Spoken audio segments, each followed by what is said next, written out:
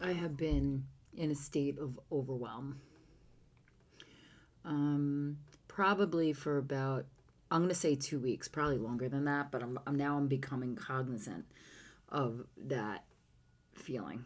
Um, so I am someone that I've mentioned before that is ambitious about learning a lesson and then learning more, and not wanting to take the time to necessarily do the work to integrate, which is mostly staying still, shutting the fuck up, and being quiet, which is not easy for me to do. It's a real challenge.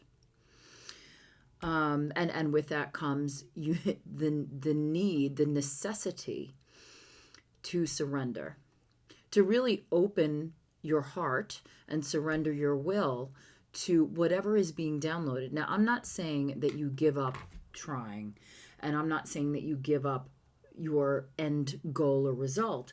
What I'm saying is, along the way, if you do not have these reset moments to reset your intention, and first of all, you might want to course correct. What you thought you wanted might turn out not to be your what you really want. And as you figure it out, you hone how you're going to get there. But the how, I'm going to tell you, the how is going to happen.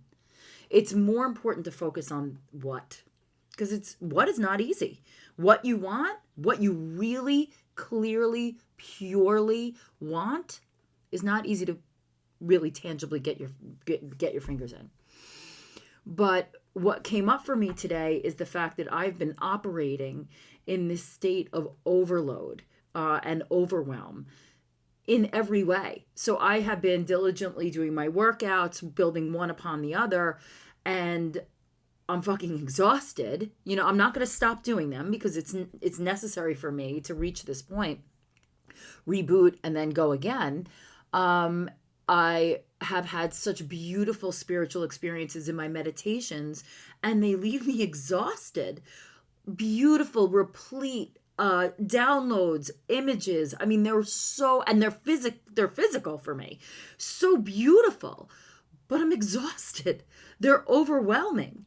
And my growth and my reading and everything that is being so beautifully and intricately woven for me to discover one thing after another, as I open to that path opens to me. But it is overwhelming because I am human. And what I'm doing is I'm trying to tap on and tap into the part of me that is godlike, that has no boundary, that has no limitation. But I need to combine with that with my human self that does have a boundary and has an exhaustion point and has an absorption point. So today I did a lot of just kind of moving, but in a very like flowing, free flowing way. And I did do more tests than I wanted to, but that's just what happened. But I got fed with friendship, and I just focused on trying not to stuff more experiences in, because I know that it's important for me to take each one of these, and they must integrate. Because if they don't integrate, they don't become part of you. And then you're just going to skip over and you're not going to get it. You're not going to get it. So, what I offer you today is to accept your overwhelm. Let yourself put everything down. Put it down. And make sure that where you're headed is where you want to go.